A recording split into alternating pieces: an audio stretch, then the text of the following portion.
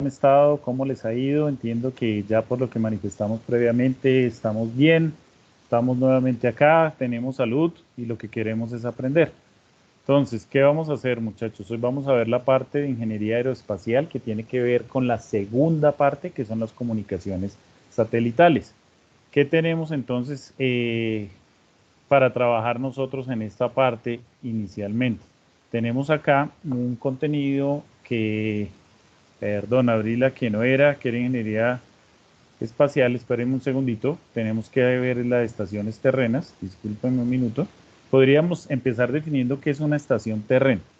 Una estación terrena, entonces, va a ser el sitio donde realmente empieza a recepcionarse la señal, ¿sí?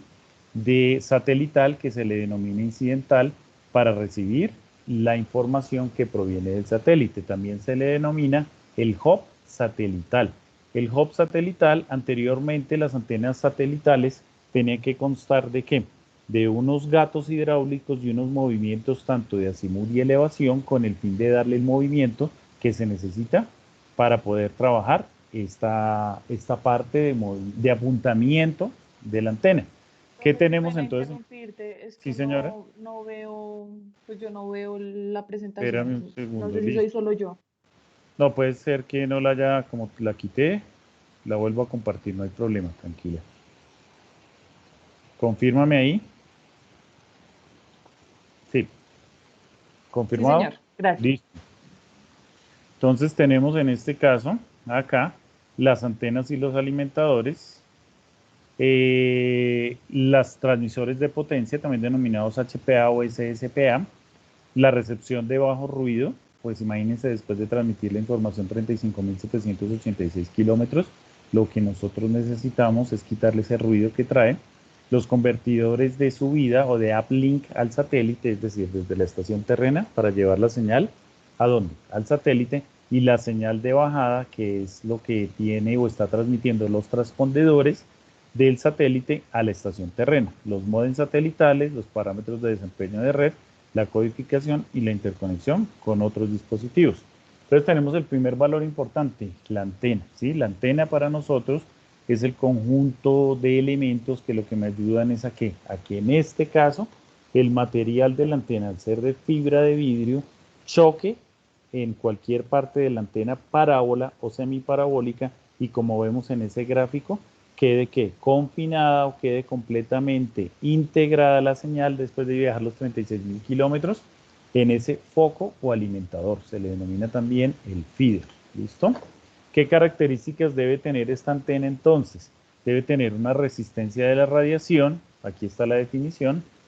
Debido a la radiación en las antenas se presenta pérdidas de potencia, entonces yo necesito, imagínense, habíamos hablado que existe la atenuación del espacio libre. Inicialmente nosotros cuando trabajábamos la parte de radiación veíamos que trabajábamos 11, 12, 13 kilómetros, no más. En este caso tenemos que ver que la antena debe ser capaz de recuperar o de recibir esa señal incidental que está proveniendo de 35.786 kilómetros.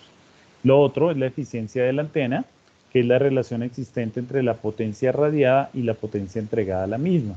Ahí es cuando recordamos algunos términos importantes, como es el PER, potencia efectiva radiada, y el PIRE, potencia isotrópica efectiva radiada, que son los parámetros que me empieza a definir a mí toda la parte de radiación que se está trabajando en este caso.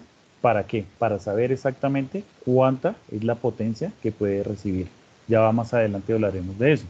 La impedancia de entrada de la antena, igual que cualquier tipo de antena de radiación, nosotros trabajamos una impedancia característica que es igual a 50 ohmios para todo lo que son telecomunicaciones, es decir, estar en una BTS, estar en el Cerro del Cable, donde yo estoy ubicado allí para transmitir la TDT, me está llevando una información, en este caso, una impedancia de 50 ohmios. Ya cuando el dispositivo está aquí recepcionando la señal, imagínense hace cuántos años, cuando yo conocí un televisor, era de tubos de rayos catódicos, uno le tenía que conectar un cable que era una impedancia de 300 ohmios. Era una antena de cinta que uno la pelaba prácticamente con un fosforito y con un papel higiénico la limpiaba, y la conectaba a un adaptador o un marranito con dos tornillitos, yo creo que ustedes más o menos reconocen, y se conectaba al receptor. Se necesitaban 300 ohms para evitar que se fuera a quemar los circuitos electrónicos. Ya con el paso del tiempo, vemos que la impedancia característica de recepción es de 75 ohms. ¿Listo? Si fuera de 50 ohms es posible que la señal llegara muy fuerte y quemara la parte circuital del equipo. La ganancia de una antena, igual como vimos en la parte de las antenas panel, es lo que se quiere realmente que me dé la salida de la antena, en este caso tanto de recepción como de transmisión, tiene una ganancia de antena que está dado en dB dipolos, ODB o en dBs isotrópicos, dependiendo de lo que nosotros vayamos a tener. La polarización de la antena, generalmente este tipo de antenas tiene una polarización lineal, circular o rectangular. Cuando es lineal, imagínense que está diseñado el diámetro de la antena para que pegue en una parte de la fibra de vidrio que está cóncava en esa antena y todo quede confinado hacia donde hacia la parte central. Lo mismo va a suceder cuando la polarización es circular o rectangular. De ahí viene el concepto, muchachos, de las guías de onda. Las guías de onda, que es el dispositivo o el cable que se le conecta, tiene una forma rectangular o puede tener una forma circular para recepcionar esa información. Si yo digo que del satélite proviene la información con una polarización circular, o bueno, tomémoslo más claramente, una rectangular, yo tengo que conectar a mi feeder una guía de onda completamente rectangular para no perder la forma como se está trabajando en ese caso la señal. ¿Hasta ahí es claro o hay alguna pregunta? Bien, listo. Tranquilos, cuando tengan alguna pregunta, interrumpen, no hay lío. ¿Listo? Diferentes modos de propagación de las ondas de radio. Entonces, dependiendo del patrón de radiación, que es similar a lo que nosotros vimos inicialmente cuando trabajamos la antena panel, en los 3 decibelios me muestra el máximo lóbulo de apertura que se va a dar, que en ese caso nos daba 60 grados si estaba en horizontal o 28 grados si estaba en vertical la polarización. Es la misma situación que se va a trabajar. Es la antena, es posible que la parte de la energía de la onda se dirija hacia la Tierra, a partir de la cual por reflexión cambia su curso para dirigirse finalmente a la antena de recepción. Entonces ustedes han observado que cuando uno está teniendo una situación satelital por medio de un decodificador, la información cuando cae un aguacero muy fuerte, una lluvia muy fuerte, la señal se pierde, ¿sí? No queda pixelado la señal y en ese momento uno dice, pero ¿qué pasó? Simplemente que perdió ¿qué? La sincronía con el satélite y las ondas que están cayendo lo que me ofrece es que una reflexión y no me deja ver muy bien o no me deja ver la señal. O sea, cuando ya llega a un punto que le dice no hay contacto o no hay conexión con el satélite. El ancho de banda de la antena, lo mismo, va a trabajar en diferentes bandas, bandas C, KU, KA o L, dependiendo de la necesidad que se tenga. Y ustedes van a averiguar cuál es el ancho de banda de cada una de esas bandas y lo que se busca es, si lo llevamos exactamente como trabajábamos nosotros en las antenas panel, por ejemplo, me decía que trabajaba VHF o UHF, banda 3 y banda 4, y tenía un ancho de banda para poderse trabajar sin ningún inconveniente. ¿Listo? Es de aclarar que en este caso, lo que nosotros vamos a ver es el apuntamiento hacia la antena satelital. Una persona que es técnica, lo que lleva cuando va a montar una antena, suponga de Movistar, de DirecTV, es simplemente un aparatico que le mide los dBs, los dBms o el nivel de intensidad de señal.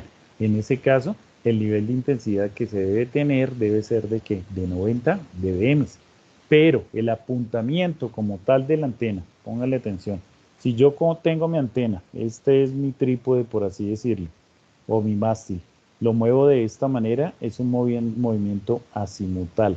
En el momento en que yo subo la señal a mirar al satélite, es el movimiento de elevación. Cuando yo estoy transmitiendo o la desviación máxima que tiene que ver, que eran los 60 grados que trabajábamos o eso, en antenas de radiación o panel, lo que buscamos aquí es que máximo sea de 0.2 grados, ¿sí? Ese ángulo para que se pueda recepcionar bien la señal. Por eso es que toca a veces demorarse apuntándolo. Pero imagínese usted lo siguiente, Si un satélite se encuentra a 35.786, realmente, como dice la teoría, no tendría que ser a 0.2 grados el desfase que puede tener, sino que es más fácil recepcionar la señal. Para determinar la orientación de una antena hay que tener en cuenta la localización geográfica. Para nosotros la estación terrena tiene una latitud y longitud del lugar de recepción y la ubicación del satélite geoestacionario respecto a la línea del ecuador. Entonces póngale atención, nosotros decimos que la estación terrena necesita latitud y longitud. En el espacio, lo que el satélite tiene únicamente es longitud. Él está simplemente orbitando, pero no tiene un contacto si se encuentra al norte y al sur. Por eso fue que se optó que el mejor sitio para colocar el satélite era sobre la línea del ecuador. Ahí no va a haber ni norte ni sur, sino que está encima de la línea del ecuador. El único movimiento que tiene esto es que la longitud. Una vez instalado el equipo, la antena se debe apuntar hacia el satélite. Las fórmulas que vamos a ver van a ser la primera aproximación que nosotros vamos a trabajar. El montaje y apuntamiento de una antena satelital, entonces la elevación, ya lo dijimos, es el movimiento que se le da para lograr ver desde la antena al satélite. La ubicación se debe encontrar más o menos a 90 grados en el ecuador, en la línea del ecuador. El azimut es el ángulo horizontal al que hay que girar el eje de la antena desde un polo norte geográfico y terrestre hasta encontrar el satélite. Si nosotros miramos una antena satelital, por eso es que cuando se va a ajustar un tipo de antena de estos, viene prácticamente acá un inclinómetro que viene en grados y yo lo que hago es montarle ahí la antena. Entonces es el movimiento que yo le voy a hacer para subir o bajar la antena y yo lo termino de ajustar simplemente con un perno. Se denomina entonces en ese caso el inclinómetro. Ya para el movimiento de azimut yo necesitaré ¿qué? Una brújula para saber cuál es el norte magnético y hacia dónde tengo que apuntar el movimiento de azimut. El desplazamiento de la polarización, que va a depender si es horizontal, vertical, lineal, circular, etc. Y una vez se ha realizado la primera aproximación, se puede maximizar la potencia recibida desde el satélite, 90 dBm. Aquí en esta gráfica que ustedes alcanzan a ver, esta es una antena satelital apuntando prácticamente así. O sea, podríamos decir que está sobre la línea del ecuador, ¿sí? Apuntando sobre la línea del ecuador y estando el satélite encima, tendría que mirar así. Pero generalmente los satélites no van a estar completamente directos como vemos ahí en la foto, sino que va a tener que un corrimiento, entonces se va a correr. Y en ese caso, lo que es de analizar es que está completamente recostada en esa situación. Entonces, diríamos que está prácticamente sobre la línea del ecuador. Tengo que tener en cuenta el polo norte magnético, el cual no coincide con el polo norte gráfico siempre, sino que va a depender de cómo se vaya a hacer la ubicación con la brújula. Se debe ajustar entonces al suelo con un elemento fijo. Lo que les digo, eso se necesita simplemente, bueno, se me olvida en este momento lo que yo hago un montaje de cemento para asegurar ahí el mástil de la antena para que quede completamente fijo. Ya les muestro. Aquí vemos entonces lo que estábamos detallando, pues es una antena bastante grande y lo que traen. Este sería mi mástil, donde voy a dejar descansar la antena. Este sería mi feeder o el alimentador que voy a colocar en la antena. Cada uno de estos elementos sería el esqueleto de la antena y cada uno de los pedacitos que están ubicados acá, que se van a montar en la antena, serían los pigtails o los pétalos de la antena. De ahí para allá yo le voy a montar un rotor con el fin de que se haga un movimiento de azimut y elevación. Se le ubica ya el rotor para que quede más o menos fija, pero se debe tener para que en cualquier momento se le pueda hacer el movimiento de azimut y elevación. Se termina de montar los pétalos sobre el cuerpo de la antena. Ya después de eso se asegura, se sube la antena y sobre el final lo que se hace, miren, este hombre ahí lo que está haciendo es acomodando el feeder o el alimentador para que quede completamente mirando hacia algún lado, dependiendo de lo que vaya a tener. Va a chocar la señal en este punto y como vamos a ver ahora más adelante debe estar completamente apuntando hacia la parte central. Aquí vemos que tiene los dos bombillitos rojos que son nuestras balizas o luz de obstrucción. Tipos de antenas entonces satelitales que vamos a tener. Los modelos más importantes van a ser de foco primario, de offset, Cassegrain y antenas planas. El más común es el de foco primario. Todas las señales, como vemos aquí en el dibujo, si la polarización es lineal, va a pegar en una parte de la antena y va a rebotar todo hacia el foco dependiendo de lo que se vaya a trabajar. Es la antena típica que se trabaja para las telecomunicaciones y más concretamente para televisión dependiendo de lo que tenga. Las antenas de recepción, como en este caso, uno las ve de esta forma, se denominan, que es más caído el, el, el feeder hacia donde va hacia un lado, se denominan de qué, de offset. Por ahora, el de foco primario es el que se encuentra en toda la parte central. El de offset, este tipo de antenas asimétricas se obtiene recortando grandes antenas parabólicas de forma esférica, tienen el foco desplazado hacia abajo de tal forma que pueda quedar fuera de la superficie de la antena. Entonces ustedes miran, tiene un bordecito, si nosotros lo logramos poner bien, pero realmente el foco está por fuera, por el iluminador. Y de esa manera también se da. Entonces se denomina de offset. Las Cassegrain, entonces no solamente van a tener un foco primario, sino tienen dos focos. Entonces en este caso, como vemos acá, este sería el foco primario, este es el foco secundario, viene la señal, choca contra la antena, viene, bueno, el foco secundario o subreflector, rebota, estima que la señal queda concentrada ahí y la transmite nuevamente sobre el iluminador. Y ya las Profe, antenas, dime, pregunta.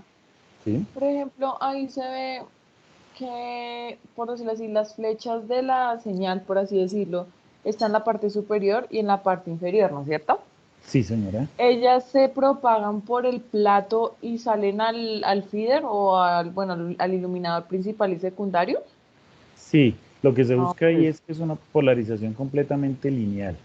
Él debe estar calculado para que pegue en alguna porción de la antena, en el mejor punto que haya, y vaya de una vez al subreflector para que esas dos señales ya queden completamente integradas con mayor potencia y ahí sí la transmiten al iluminador. Ah, o sea, que puede llegar a cualquier, es decir, todas las antenas, todos los rayos llegan a cualquier parte del plato, ¿sí? Sea pequeño, chiquito, Sí. mediano, grande, y viajan, por así decirlo, por el material del plato y salen al feeder o iluminador, ¿correcto? Correcto, chocan y se Ok. deben confinar en ese punto. Pero entonces imagínense ustedes, si yo tengo, bueno, el satélite está, y yo voy a empezar a montar la antena, muchachos, de todas maneras, la polarización es que, en ese caso, lineal, ¿sí? Está cayendo en cualquier parte donde yo me encuentre ubicado. Yo tengo que tener la sapiencia para saber ajustarla de tal manera que el rayo pegue en una de las curvitas que se ven superior o inferior, que es donde hay mayor cantidad de intensidad de señal, y vayan todo al subreflector. Y ahí sí ya quede completamente la ganancia de potencia. Gracias, ¿Listo? profe. Ujú, sí, señor. Listo. ¿Alguien más? Listo. Y las antenas planas, que es de esta manera, se denominan también para recepción de satélites de alta potencia, se denominan DBS. Este tipo de antena no requiere un apuntamiento al satélite tan preciso. Entonces, ¿qué era lo que se hacía, muchachos? Cuando, supongan ustedes en Beirut, hay guerra, mandaban solo al periodista y si no lo enviaban con absolutamente nada hace un tiempo, sino en las guerras de los 90 y todo ese cuento, llegaba el periodista, se hacía en una terraza, colocaba la antenita, esa misma antenita plana, mirando al satélite, y como ellos no tenían la sapiencia para saber el apuntamiento, darle todo el cuento a la antena de recepción como las otras que vimos, simplemente se coloca un qué, una plana, una antena plana, para que se haga sin ningún problema, ¿sí? Hoy en día el asunto ha cambiado y lo estamos viendo. O sea, si nosotros hacemos un cambio en este televisor en este momento, esta hora está en el noticiero. El noticiero hoy en día, y bueno, desde hace un cierto tiempo, ya las transmisiones no se iban hasta la casa del ministro o al Palacio de Nariño a montar un enlace satelital y colocar una antena satelital, sí, perdón, una antena microondas y satelital, sino lo que hacía era que transmitirse, ¿por qué? Por datos, ¿sí? Hay un equipo que se llama el LiveView, que en su momento, anótenlo por ahí, veremos cómo funciona. De esa manera, iban los periodistas, hacían las preguntas, pero transmitían simplemente por internet. Hoy, por lo que está pasando, todo el mundo está haciendo ¿qué? Broadcasting directamente con aplicaciones como la que estamos trabajando, ¿sí? Y logran salir desde su casa simplemente por datos. A veces la calidad no es muy buena, pero hemos visto que se logra más o menos tener algo. Los presentadores desde su casa llegan y muy fácilmente pueden dar las noticias. Tienen un televisor así, colocan el logo del canal, los deportes, lo que sea, y pueden salir al aire sin ningún inconveniente. En eso ha cambiado todo. Esta mañana estuve en una conferencia también de todo este tipo de situaciones. Yo voy a tratar de montar todo eso al canal. Bueno, he estado en dos esta semana. O sea, les voy a hacer una confesión. El sueño mío siempre fue, yo veía que me llegaban al correo de invitaciones, que vea que mire el web, asista a esto, pero por tiempo, sí, por desplazamiento, no lo podía hacer. Me tocaba, listo, será la próxima. Pero realmente me he dado en este tiempo, no es que no tenga trabajo, al contrario, es demasiado trabajo, así como a ustedes les está sucediendo, pero he podido, así esté trabajando, al menos conectar la señal de Facebook Live, de YouTube, y he visto muchas conferencias. Yo les voy a compartir esas conferencias en el canal. Estuve el lunes en una de Rod Schwartz, donde nos atañe el tema, tiene que ver con todo lo que es la radiofrecuencia y el espectro radioeléctrico. Todos los lunes va a haber, ¿sí? Entonces, quien esté interesado, me escribe el correo en el WhatsApp y con mucho gusto, tan pronto me lleguen a mí la información, que son completamente libres, y si tienen el tiempo, lo podemos compartir. ¿Listo? ¿Qué tenemos entonces acá? Los elementos de la estación terrena, también llamado el alimentador, un detector o iluminador, ¿listo? Dependiendo de lo que se vaya a tener. Discúlpame que creí que de pronto era alguno de ustedes. Llamado también detector o iluminador, es el componente encargado de recoger las señales de radiofrecuencia reflejadas en la antena ¿qué?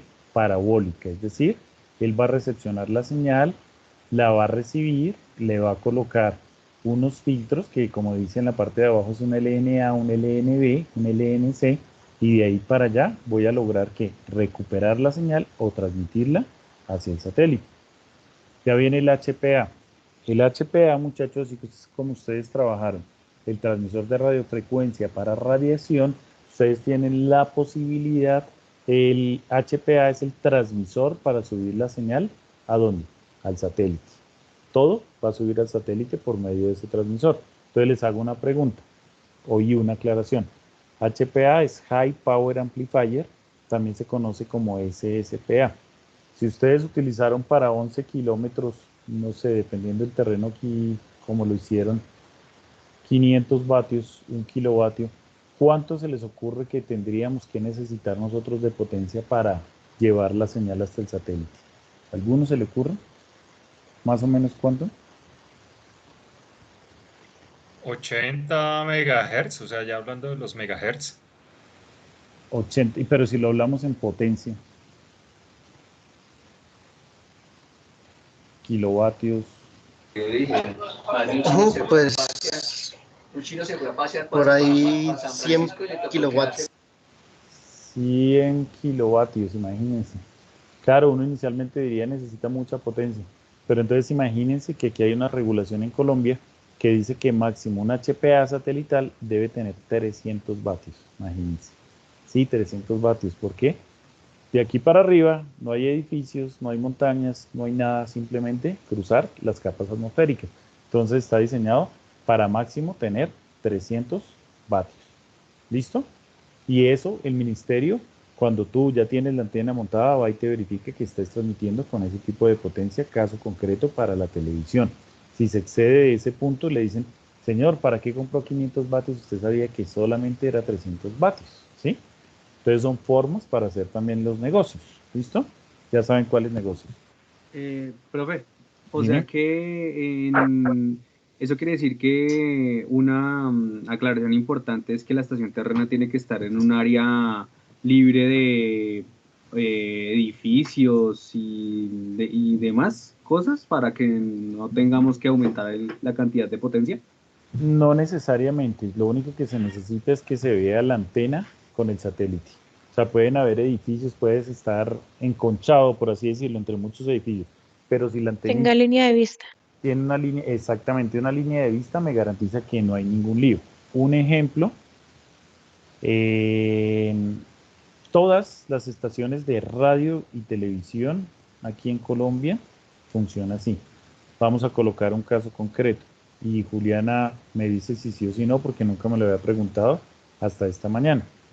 Movistar, por lo que yo me di cuenta, en su sitio ahí en Morato, tiene unas antenas parabólicas, ¿sí? Yo no sé Sí. si el nodo principal de televisión quede ahí o lo tienen ubicado en otro lado, ¿tú sabes? No, profe, la verdad, si es para temas de televisión, no creo. Yo creo que está en otro lado porque ahí solamente están, pues todo lo que, digamos así, los nodos principales de Telefónica, que es RTDN, y hay otro no, creo que es el 21.000. Pero eso, hasta donde sé, solamente están nodos de transmisión de datos. Listo, entonces te queda como tarea averiguar dónde Movistar, ¿sí? Sí, Recepciona las señales incidentales para televisión, ¿sí? Si yo ok, les digo gracias. Si yo les digo, dale. Claro, ¿ustedes saben dónde queda la estación terrena de Claro? O sea, No, bueno, mentiras. Déjame yo averiguo porque sí, porque sí, déjame yo te averiguo. listo, Me dejas, bueno, sí. listo. Entonces, Claro tiene todo en el Cerro de Suba, ¿sí? Ahí están las antenas de recepción satelital en lo que antiguamente era TV Cable, muchachos, ¿sí? En TV Cable reciben toda la señal, lo que hacen es ponerlo, convertirlo por fibra óptica, empieza a viajar por toda la ciudad, se hace la conversión HFC, es decir, híbrido fibra coaxial, y se logra llevar la información hasta ese punto, ¿sí? Caracol, ahí cerca, ahí detrás de Movistar, en lo que era Telecom, porque lo que tú dices es verdad. Lo que había en la parte de atrás de Telecom, cuando era Telecom, era un centro de alta tecnología de telecomunicaciones y de que se denominaba el ITEC. Era como el punto máximo para uno ir a estudiar si quería aprender de telecomunicaciones, muchachos. Sí, ¿Sí? es cierto, el ITEC, Sí, eso Instituto sí es verdad. Tecnológico, el ITEC. Sí. Ujú. El ITEC, cuando yo estudié, imagínense, bueno, les voy a decir la verdad, yo me gradué en el año 99, más o menos en el año 98, yo tenía un profe, ¿sí? Él trabajaba en la aeronáutica civil y nos llevaba, claro, la universidad no tenía muchos analizadores de espectro y este tipo de cosas, y tuvimos la fortuna de trabajar en algo que se denomina, creo que aún existe, el CEA, Centro de Estudios Aeronáuticos, ahí en la 26, llegando al aeropuerto. Y tenían cualquier cantidad de equipos y uno podía interactuar ahí y aprender muchísimo de los analizadores de espectro y todo estaba montado. Entonces Colombia sí los ha tenido, muchachos, el ITEC, que fue, no sé, yo creo que eso se acabó completamente con la terminación de Telecom. Sí, Era un punto, correcto. era un punto donde la gente, los abuelos, las personas mayores que nosotros, iban a estudiar todo lo que era telecomunicaciones. Era un sitio muy bueno para estudiar, profesor. Profe, Dime.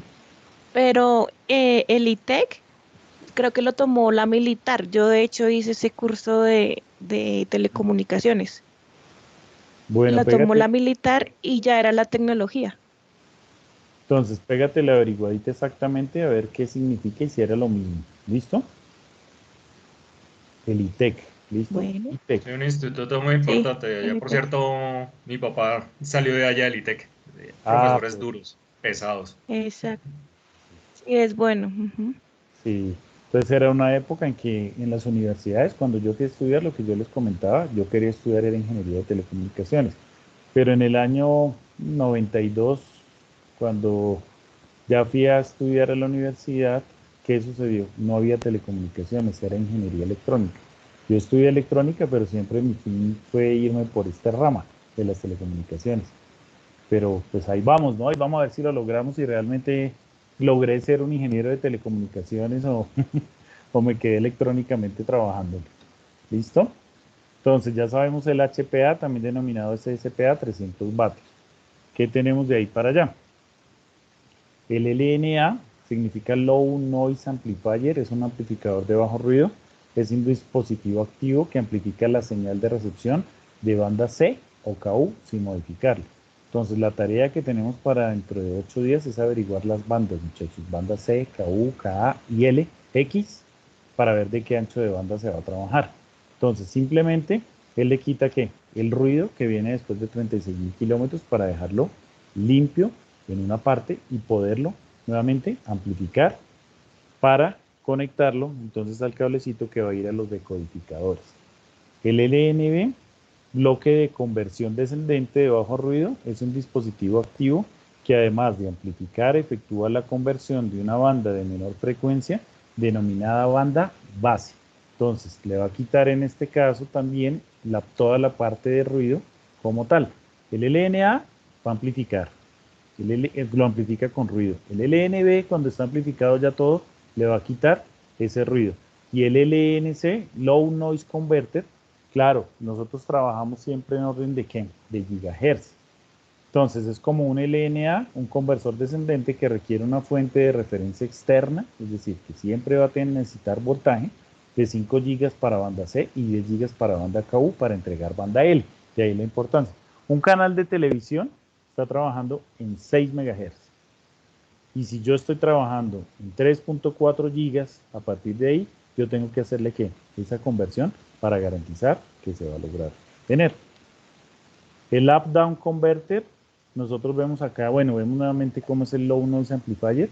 No es que sean bloques no electrónicos, él tiene una parte circuital, pero lo que se busca es que como esta guía de onda, este LNC, si ven, tiene una forma rectangular, se adapte al iluminador y al final se le conecte el LNB. Si nosotros venimos acá a esta parte, vengan a ver, yo les muestro. Ya los ubicaron bien, LNA, LNB y LNC. La última porción donde ya sale un cable coaxial al decodificador es el LNB. ¿Dónde lo vemos? En esta parte, muchachos, si ustedes logran analizarlo. LNA, el LNC, que sería esta otra parte, y el LNB, ya lo que se le va a convertir para que salga la señal con un cable coaxial, ni siquiera con una guía de ondas, sino un cable coaxial. Entonces me va a preguntar usted lo siguiente. Bueno, yo tengo acá, ¿hacemos propaganda? No, no hagamos propaganda, que de pronto nos cobran en YouTube ahora la propaganda. Yo tengo acá un proveedor de televisión, ¿sí? Ese proveedor de televisión me entrega a mí un decodificador. Imagínense que si en ese decodificador directamente en estación terrena llegan 200 canales, yo tengo que conectar 200 decodificadores o IRD también para recepcionar cada uno de los canales y lograrlos pasar ahí sí por la fibra óptica. Complejo, ¿no? Siempre es bastante plata. De ahí para allá, los elementos de la estación terrena, entonces vemos, convierten frecuencias de frecuencia intermedia, segunda parte de la tarea, averiguan qué es la frecuencia intermedia, a radiofrecuencia cuando es up converter y RF, a frecuencia intermedia cuando es down converter, es decir, subir la frecuencia y bajar la frecuencia. Cuando ustedes vieron modulaciones AM y FM, el superheterodino, todo este tipo de situaciones, estoy seguro que les hablaron de la frecuencia intermedia. Es un valor tanto para AM y FM, dependiendo de lo que se vaya a trabajar. Entonces averigüen el concepto de IF. ¿Listo? Finalmente, ¿qué tenemos? El módem satelital, que es donde podría ser el decodificador, podría ser un módem donde, como su nombre lo indica, modula y demodula. Yo tengo la opción de ¿qué? De subir y bajar la señal. Estos pueden trabajar con un estándar de televisión, Digital Video Broadcasting, igual que el terrestre, pero únicamente para Internet Protocol. Y en este caso yo voy a tener un canal de subida y otro de retorno, que es el downlink o también denominado Digital Video Broadcasting, ¿sí? Cable, satélite y radio, que significa esos tres. ¿Listo?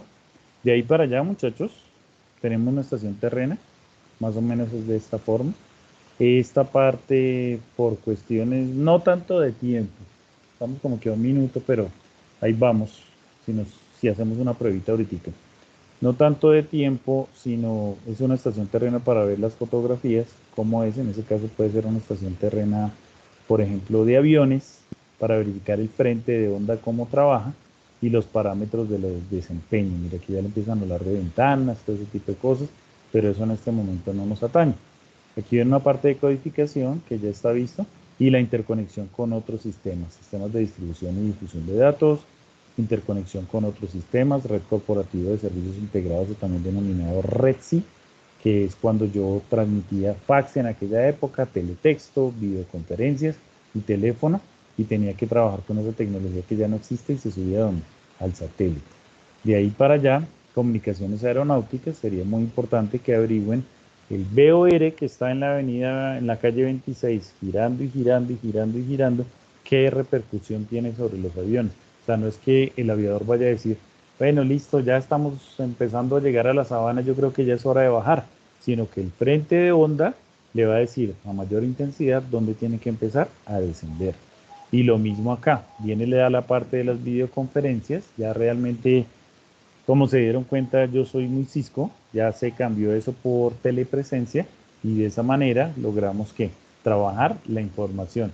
Ya cuando se interconectan con otros sistemas, sería la red VISAT, no sé si ustedes recuerdan las VISAT aquí en Colombia, que era una empresa israelita, bueno, una empresa israelita llamada Gilat, vino a montar aquí soluciones para lo que hoy en día, en esa época llamaba Intel, bueno, no recuerdo, qué es lo que hoy son los telequioscos digitales, donde le ofrecen a la población servicios conectados a un satélite de telefonía, de internet y bueno, de televisión. Pero esa es la historia de las visas. Y aquí la conexión entre las diferentes redes, también satelital, con el apuntamiento, dependiendo si son redes de datos. Y esta parte muy importante, ¿sí? Que es cómo se deben interconectar la información. Anteriormente no había legislación. Hoy en día, para una persona que vaya a ir a montar un dispositivo simplemente en un edificio, el cableado y todo, debe trabajar la norma RETIE. La RETIE es la que maneja todo. ¿Listo, muchachos? ¿Hasta ahí alguna pregunta? No, señor. Listo, les voy a hacer una última. Vamos a ver si alcanzan a ver el televisor ahí. ¿Alguito o está muy iluminado? Tiene mucho brillo, profe. Bueno, listo. Voy a bajar la intensidad de la luz un segundo para hacerles una comparación.